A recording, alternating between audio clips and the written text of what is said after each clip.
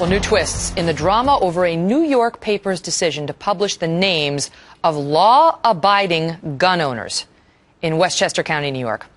The paper has now hired armed guards to protect them, the paper, in the face of the public backlash after they attempted to publicly shame law-abiding gun owners in the aftermath of the Newtown tragedy.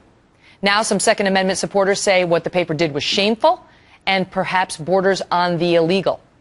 Here now is Republican New York State Senator Greg Ball, who represents some of the people named, and he says their privacy rights have been violated. Senator, thank you very much for being here. Thank you. So now they went after the people in Westchester County, and now they're going after the people in Putnam County, New York, and the clerk in Putnam County has said, no, you're not getting it. Right.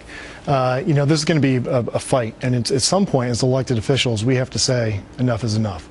This Journal News editorial board is packed with eggheads to the left of left. The worst of the worst. They have used their editorial page to coddle terrorists, level 3 sexual predators. And people have to understand, this isn't about the Second Amendment. We're talking about thousands of people who live very private lives, victims of domestic violence, former New York City police officers who have put the worst of the worst behind bars, who are trying to protect and raise their families, who have now been exposed in a very public way. With their home addresses in the paper for any former arrestee of theirs to see. Exactly. And, we have gotten reports from other states in similar instances where it has led to criminal actions. I have officers contacting me every single day. The law enforcement community is coming together and telling the Journal News, take this information down. People have to get the law that was made that allowed this information to be publicly accessible is decades old. So, because the paper got it under a Freedom of Information Act request. Right. They can go through a FOIA request and get that information. It doesn't mean that it should be publicly exposed.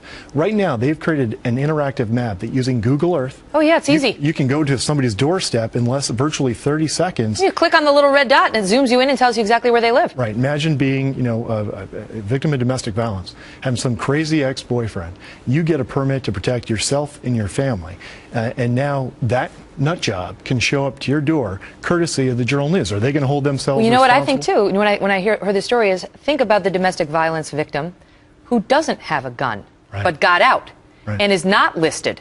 And the ex knows where she lives and it's not on there. And now he knows she's not armed. I mean, part of security is not letting people know what your defense plan is. Yeah, this has backfired in their face. After the tragedy that happened in Connecticut, where those poor babies were mowed down, our hearts went out.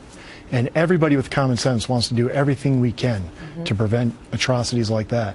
But they use that moment in everyday sense to run as far and extreme to the left as they can. And in doing this, I think that it has blown up in their face, because I have people who are for gun control who are upset that, their neighbor is listed as being armed and protecting themselves. Now the robber has a Christmas shopping list of what doors to go to that are not protected. Right, who don't have guns. I mean, it's as dangerous to the people who don't have guns as it is to the people who do.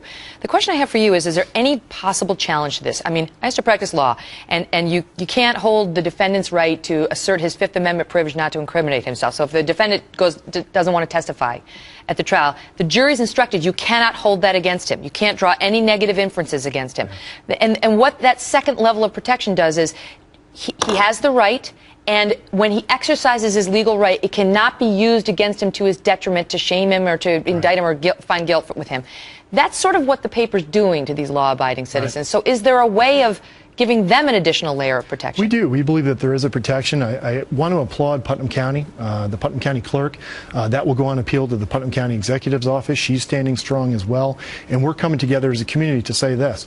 The Journal News can bring their lawyers. You can try to intimidate and bully. We're going to stand strong until hell freezes over, and then we'll fight on the ice. And good people have to stand up. They had the right to have access to that information. We believe that we have the right to protect, through public safety, the people of our district. These people, they registered with their government as they were required to do to become licensed gun owners, and then they got thrown back in their face.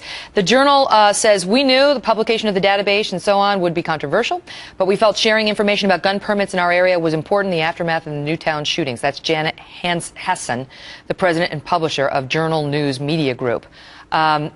I mean, that statement doesn't even make sense. Well, and now they're doubling down because they're going after it. They're not sorry. I mean, they're standing. But I want to ask you this. They're selling more paper. What do you think that the reaction would be if the same paper decided to go sit outside of Planned Parenthood on the days that abortions are offered. Right. And just follow any woman who goes into Planned Parenthood home to her house and then publish her home address and say, I can't say she had an abortion, but I can tell you she visited Planned Parenthood on days abortions were planned. And then sat outside of stores that sell pornography and followed the men and women home and said, I can't tell you that they bought porn, but this is where they live, and they went into a porn shop. Do you think, or followed Muslims in New York City and said, I can't, you know, this is the name of all the Muslims who live in New York City. I'm not telling you they did anything wrong, but I'm just telling you this. I mean, do you think there'd be a different reaction from some on the left? I think if it's done from the left or the right, it's asinine. They are purely asinine in what they did. They need to be held accountable. People should cancel their subscriptions twice if you can and make them feel at their bottom line. But we have to stand firm as a community, not only through the Second Amendment, but on privacy, and say enough is enough. We're not going to, because look, I mean, we have to have a national conversation about gun control. We also have to have a national conversation about nut control. They used the atrocity in Connecticut to try to shield their actions. Let's have a conversation about personal responsibility. As I understand it, this mother told everybody that you can't even turn your back on this kid for 1 second. Then you take him to a shooting range. Yeah. But that's a tougher discussion to be had. Senator, thank you very much for being here.